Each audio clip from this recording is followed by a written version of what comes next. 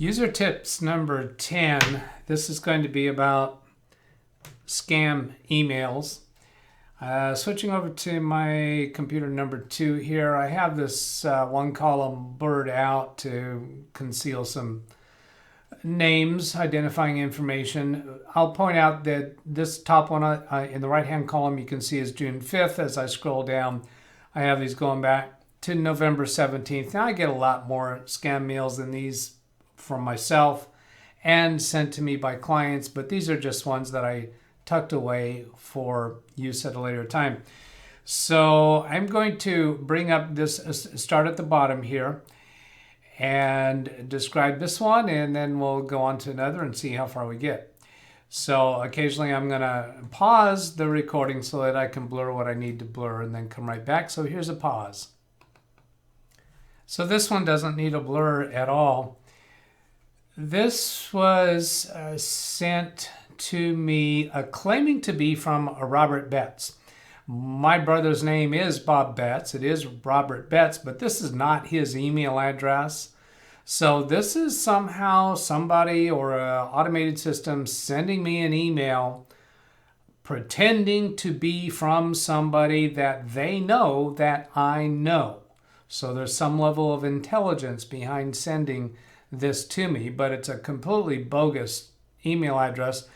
Now this email address, robert.betts202@zeus.eonet.ne, they may or may not be wanting me to reply to that. It's kind of irrelevant because what they really want me to do is to click on this link here, and this link here is designed as www.l14m.tsoid.party. So somehow they think the word party is going to attract me. / and then my name. All they want me to do is click on that. Now I don't know what's going to happen if I click on that. I won't click on that, because if I click on that, it can identify to them that my computer can be identified to them by virtue of a cookie on my computer or a recording on their side, somehow indicating that I clicked on this link, whether or not it takes me to something of interest or not. It could take me to a screen to log in or put in my account credentials, or they're trying to do phishing, or they're trying to trigger an executable that'll be executed on my computer. When I float my mouse over this down in the bottom left corner, the URL in the bottom left corner that you can't see very well from here says, well, let me try pausing this.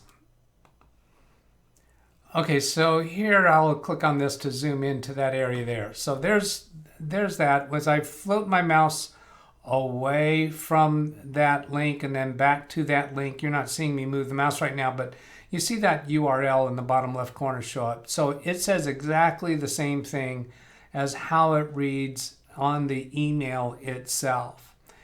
So that is something that's important. Anytime you got a link inside of an email that you're considering clicking on, you need to look at that URL address. We've already identified that URL is completely not a good idea for me to click on. Now, how does that URL actually read? How do you interpret that? What is the top level domain, or TLD, of this link?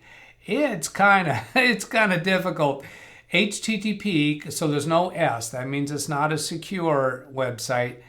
/ www, just World Wide Web, .l14m.tsoid.party / What is the top level domain there? Meaning .com, .edu, .gov. In this case, the way you identify that is it is the portion that's between the first / and the last period, other than these two / here. So you have the www or the http://. We haven't reached the top level domain yet. Now you might have www or not. L14M, and then there's a dot. So is this the TLD? No, it's not. Here's another dot, period. Is this the TLD? Yes, it is. The way you know that is because here we have a /. Now, is .party actually a valid TLD? Let's go take a look at that. I haven't pre-tried this, so we'll see. I'm going to say TLD party to see if that is a true top-level domain.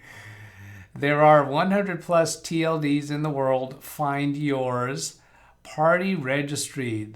The .party generic top-level domain allows the individual in need of party information to find what they are after under a simple domain extension. I'm going to right-click on that and open a new tab.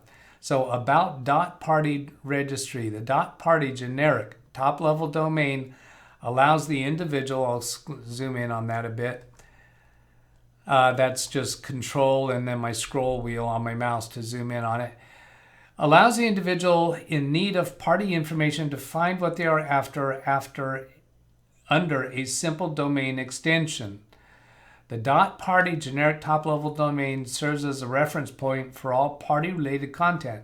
Having the .party generic TLD allows for access to the desired party-related content to become simpler, not only for those seeking it, but also for the party companies themselves wishing to advertise their services.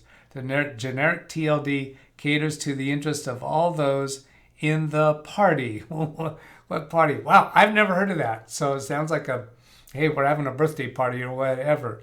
So then let's go back and take a look at the next item that I want to go to. So I'm going to pause here and get to the next email.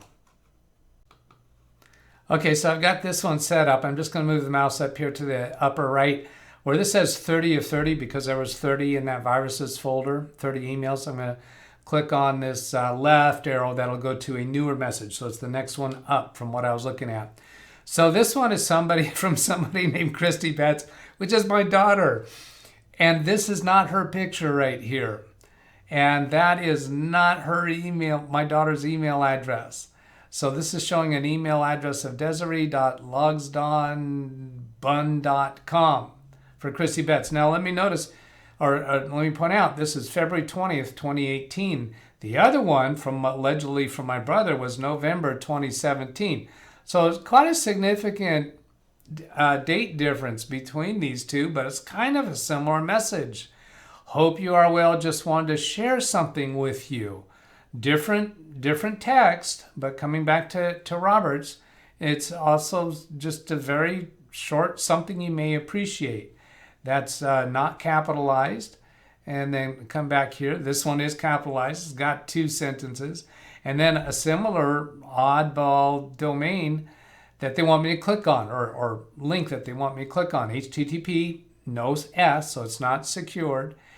/www.tf3v.oeltnoo.trade/Doug-Betts. So the top level domain here is what? Here's a quiz. It's .trade. When I float the mouse over this, I'll zoom in down here in the bottom left corner so you can see that. When I float the mouse over that, it shows exactly the same path and domain name. Yep, it's completely the same. And typically it's very difficult to make this link look different than that down there in the bottom. Now, the link could have basic text, and a person could type in text that looks like a link. And actually, when you flip the mouse over it, you get something different in the bottom left corner. So this is very similarly a bogus email.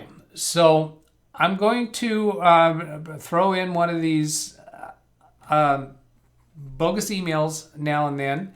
And there's one coming up, or a sequence of 2 coming up, that's really, really clever and dangerous and almost cost a client of mine a ton of money. So that's it for this video. I hope that was useful. Have a great day. Catch you later. Goodbye.